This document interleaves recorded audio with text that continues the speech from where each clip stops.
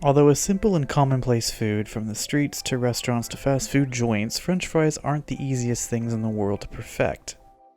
Nothing is ever easy to perfect, but it's taken me quite some time to perfect the fry, from the type of oil to use to infusing them with flavor by brining or what temperature to cook them at. Today I'll show you my pickling method and why it's a foolproof way to make perfect French fries.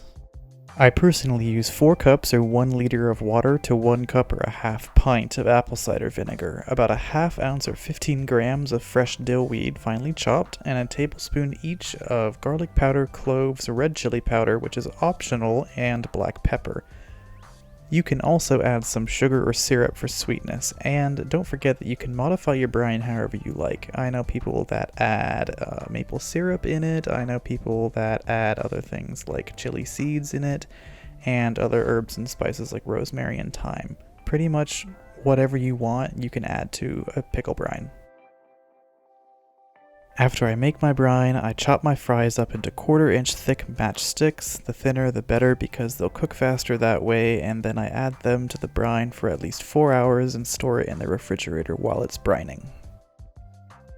Brining, or lactofermentation, will break down the chemical composition of potatoes or whatever it is that you're pickling, which essentially softens it. This is why it tenderizes meat very effectively, and why if you do it with potatoes, the fries will cook faster and taste saltier inside and out. After you have brined your potatoes, it's time to blanch, which will cook them through on the inside.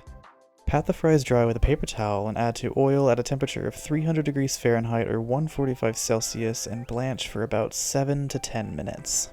Once that's done, remove them from the fryer, or the oil, though I recommend a fryer, and let cool on a wire rack for at least 30 minutes. Turn the oil up to 375 Fahrenheit or 190 Celsius and fry for another 3 to 5 minutes or until the fries are completely golden brown. Then, simply season your fries with paprika, garlic powder, salt, pepper, and some optional dried parsley, and enjoy. I hope you enjoyed this video. Don't forget to like, comment, and subscribe, and feel free to ask questions in the comments below, and definitely don't be shy to share any tips or tricks that you have discovered when making this recipe.